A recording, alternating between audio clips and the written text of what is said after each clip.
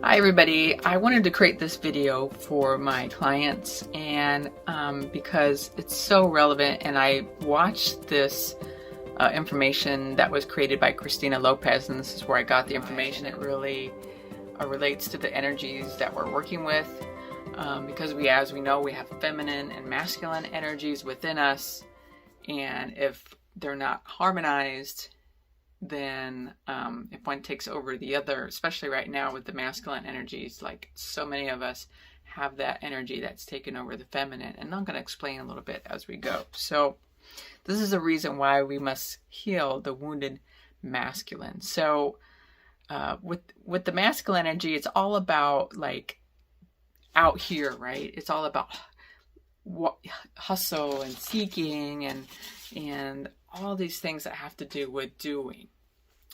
And so it's all about action, taking action, doing things on the outside. It's about doing things all the time. It's about structure. Like if you think of a house, you think of the structure. The outside of the house is the structure, and the inside of the house is the flow of the house. So the flow of the house is more the feminine energy. The outside of the house is the structure, and that's the masculine energy. All the lines, all the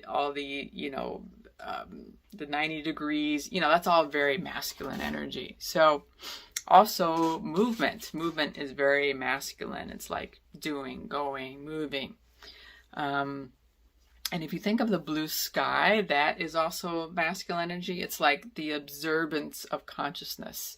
It's that, oh yes, that consciousness is observing everything. That's that masculine energy. And the masculine energy is on the right side of the body, and the feminine energy is on the left side.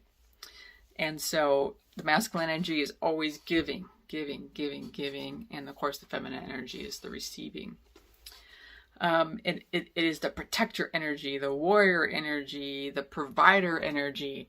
And if you think of like a storm, like an electric lightning bolt, it's like, poof, that's the masculine energy, the electric, the thinker, all the thoughts that are going on in our head, the mind, up in the mind, that's thinking, when people are OCD or that sort of thing, then they're really kind of caught in that masculine energy. So, so what she said is there's 4 types of masculine woundedness. So the first type is the warrior wound. And the warrior wound is violent. We have all these out in the world. We have all these violent movies, violent games. There's so much aggression. When we think about war, just wars have been happening for, gosh, who knows how long, thousands of years. And so when the masculine energy is more harmonized with the feminine energy, it is not aggressive. It's more confident, more powerful, just there. It's not trying to take over. It's not trying to dominate. It's just very confident and powerful in a loving way. Okay, so that's the warrior wound. And then there's the suppressor wound. The suppressor wound is how, as we know, all these years, how it has suppressed the feminine, dishonored the femininity, disrespected the feminine, made it think that she's too weak, too emotional, to this, to that, just like very disrespectful, very dishonored, and just suppressing. And so when that masculine energy takes over, the feminine energy has no room to be, right? And so the other wound is the thinker wound. With the thinker wound, it's what it is like all the predominance goes to the mind. It's all about the thoughts. It's all about identifying with the thoughts. So if you have that thinker wound, then you're just really identified with the thoughts, and it's like the thoughts are predominant. And you can't even feel the rest of your body, Another wound is the undeserving wound. And so with this wound, we're talking about undeserving, of the feminine, not deserving of the love or the compassion. And that has caused so much damage that, the masculine thinks it has caused so much damage that it doesn't deserve to have good things in life. It's caused so much pain, so many bad things that it doesn't deserve to have that feminine compassion, that feminine love. So it's the undeserving wound, which we see a lot of out in the world. Like, I don't deserve that. I'm not worthy. They had that whole thing. I forget that it was a comedy of these two guys. I'm not worthy. I'm not. It's crazy, right? It's crazy way of being. So, so those are the 4 wounds. And so when we think of the feminine energy, we're thinking of the feeler, and we're thinking of just the being and accepting and loving. And instead of like that electric energy, like we were talking about the lightning, the feminine energy is more magnetic. It just draws things to it naturally.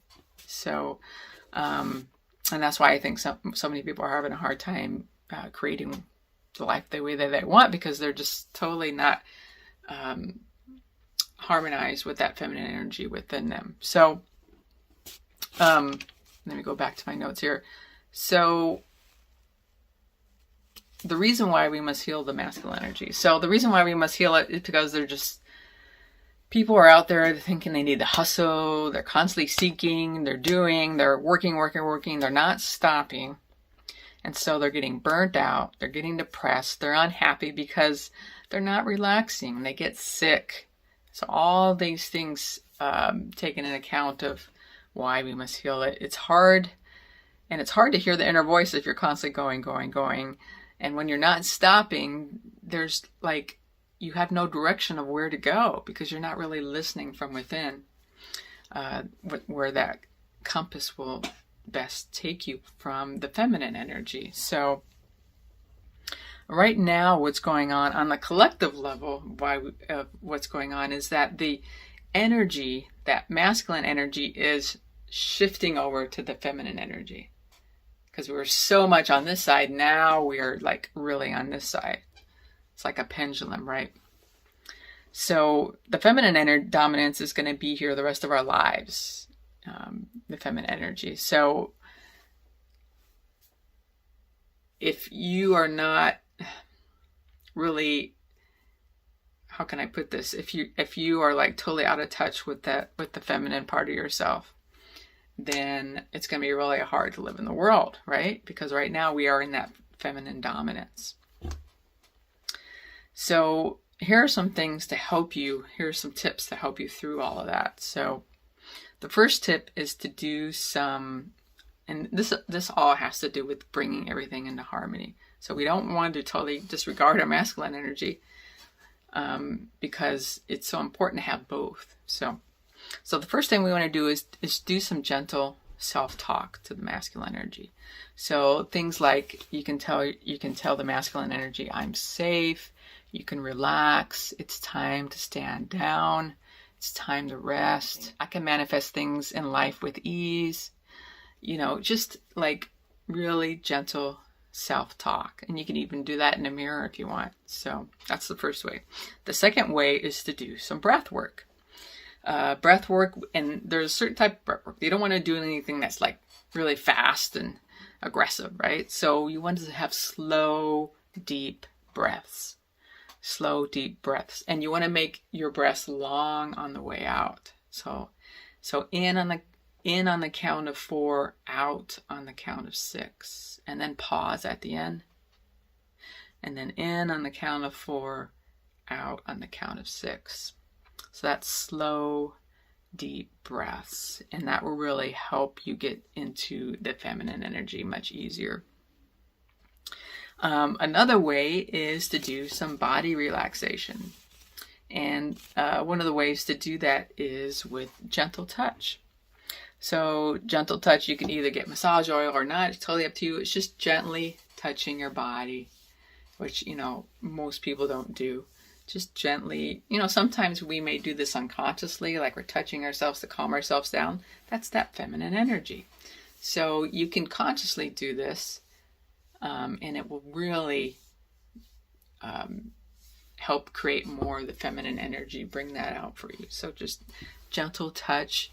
You can get massages, you just whatever it takes to get into that space of relaxing the body, whatever that looks like to you.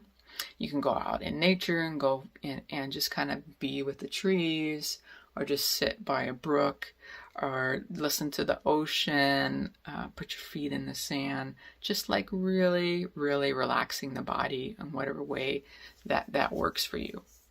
And of course, the fourth thing is to quiet the mind. So you can do that with meditation.